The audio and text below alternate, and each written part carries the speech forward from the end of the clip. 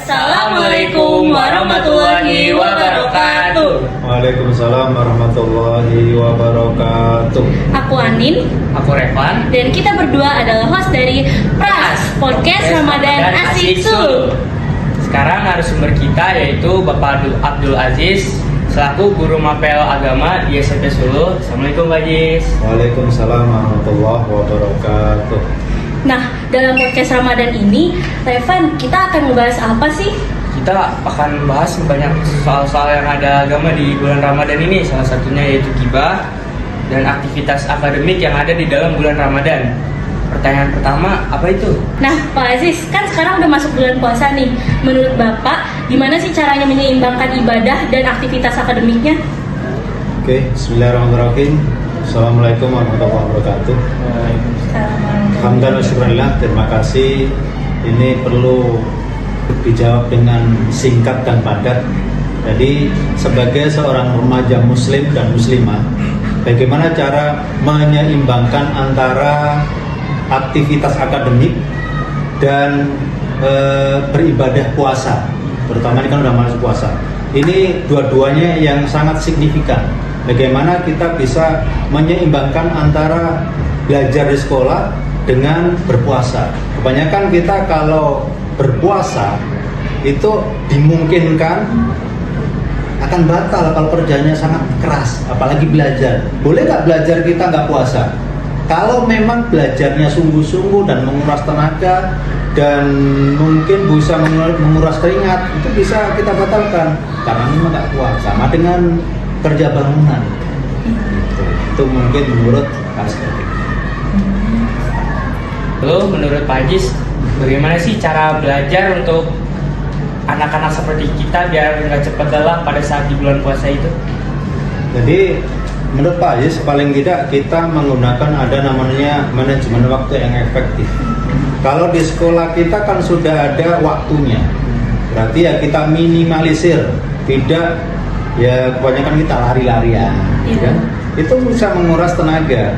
Kita hemat sedikit karena waktu itu kita di sekolah paling nggak setengah hari, dari jam 7 sampai nanti jam 12 baru pulang. Makanya kita hemat tenaga itu untuk hal-hal yang positif. Kalau bisa kita kerjakan untuk mengaji ataupun untuk yang positif yang lain. Bisa pergi ke perpustakaan untuk belajar. Itu mungkin yang bisa. Terus kenapa harus diseimbangkan Pak antara ibadah dan aktivitas akademik? Kalau nggak seimbang tuh akibatnya gimana? Oke, kalau kita kemarin kalau yang kelas 8 sudah belajar tentang bagaimana menjadi muslim yang moderat. Itu paling nggak ada beberapa tips, yaitu kenapa harus moderat, karena ke dunia dan akhirat harus seimbang. Yang kita sudah pelajari di bab 6 itu, dunia itu boleh kita cari, tapi akhirat jangan lupa. Kita juga meninggalkan dunia, jangan lupa akhirat. Tetap kita dua-duanya penting. Belajar penting, puasa juga penting. Jadi roh dan jasad itu sama-sama penting. Maka kita isi. Apa isi rohnya? Yaitu kita dengan belajar, mendengarkan tausiah dan lain-lain, atau bisa dengan membaca. Badan isinya apa? Ya kita dengan olahraga. Karena ini puasa berarti kita inisiatif minimal 5 menit atau 10 menit kita bisa laksanakan itu. Kalau enggak kita ganti malamnya. Itu mungkin bisa tipsnya sedikit.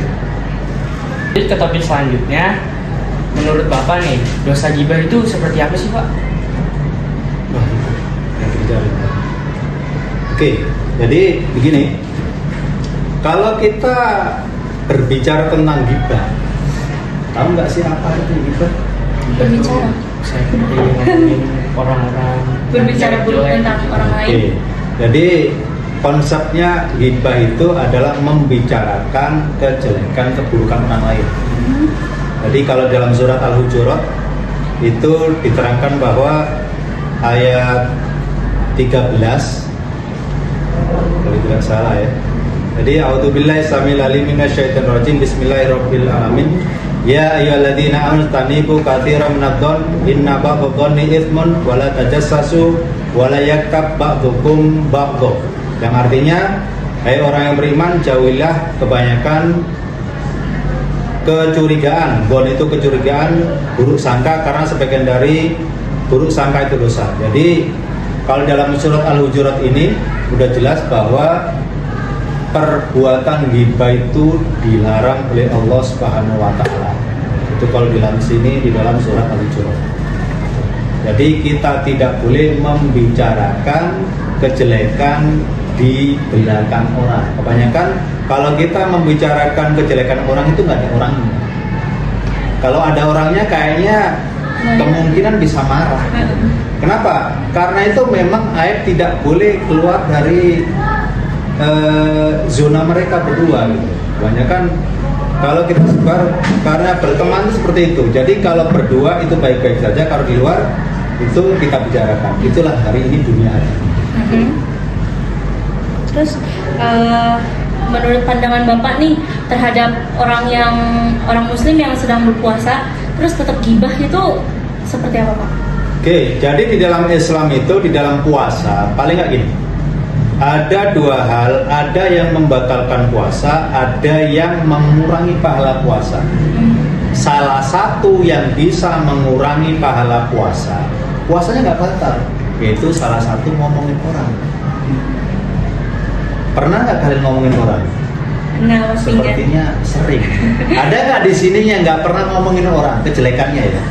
Insya Allah kita semua dipastikan pernah ngomongin orang dari, pokoknya nggak ada orang yang kejelekan itu yang gitu. Mungkin kalau puasa gini sesuatu yang memang tidak manfaat kita lihat di televisi banyak kan, Bapak nggak tahu ada yang nonton TV atau nggak ini? Yaitu tentang gosip dari pagi sampai sore sampai malam itu gosip. Apa itu? Membicarakan, ya mungkin ada kebaikan ada keburukan, tapi kebanyakan kita cari yang tren yang lagi viral itu yang paling jelek.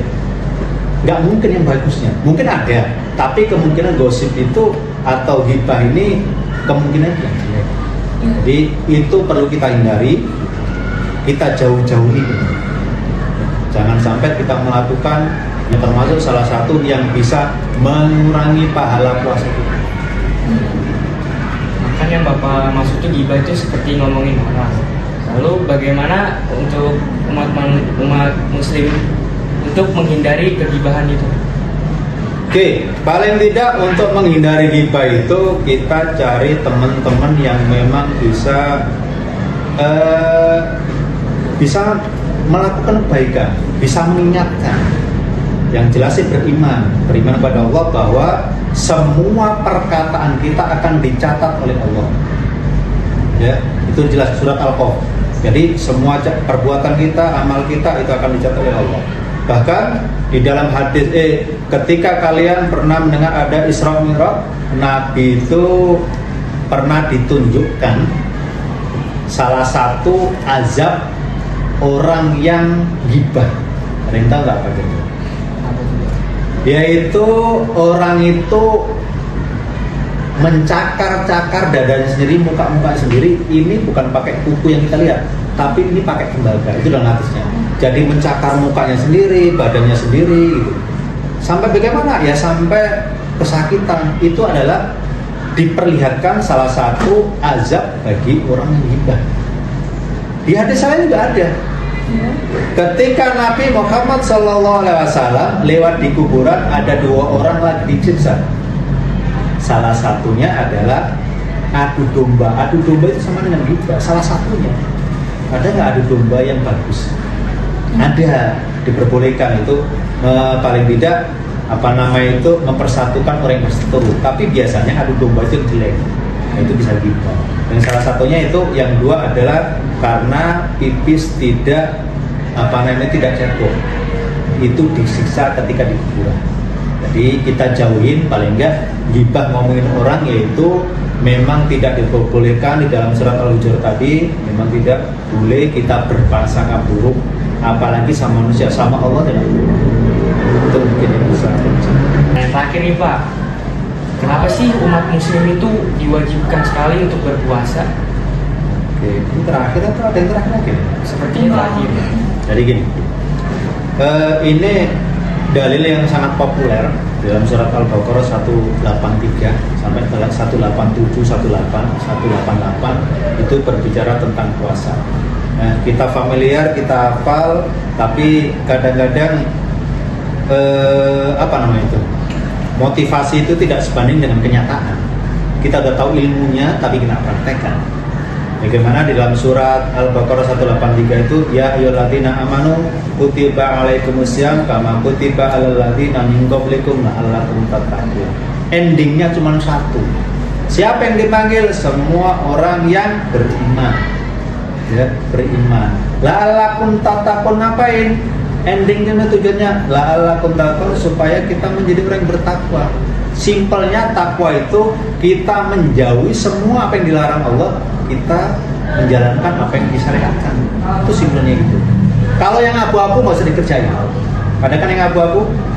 Oh, kata ulama ini boleh, ini enggak. Kita jauhin aja. Yang jelas, yang samar sama yang hitam putih kita kerjakan. Kalau memang hitam kita udah jelas tuh haram, berarti yang halal. Jelas kita kerjakan, mudah-mudahan tahun ini kita bisa melaksanakan semuanya, yaitu apa? Puasa pada hari. Karena belum tentu kita hari ini mungkin masih hidup, kita nggak tahu nanti akhirnya ada yang pulang. Nah itu kita hanya giliran aja. Mudah-mudahan kita semua diberi kesehatan, bisa menjalankan puasa dari awal sampai nanti akhir ketemu Syawal. Amin amin ya rabbal alamin. Terima kasih ya Pak Aziz atas ilmunya. Nah, sebelum podcast ini berakhir, ada kata-kata hari ini nggak Pak Aziz? Jadi kata-kata hari ini adalah sholatlah walaupun kita bukan orang baik, karena dengan sholat insya Allah kita menjadi baik. Terima kasih Pak Aziz atas kata-katanya. Sekian dari Pras pada hari ini. Wassalamualaikum warahmatullahi wabarakatuh. Waalaikumsalam warahmatullahi wabarakatuh.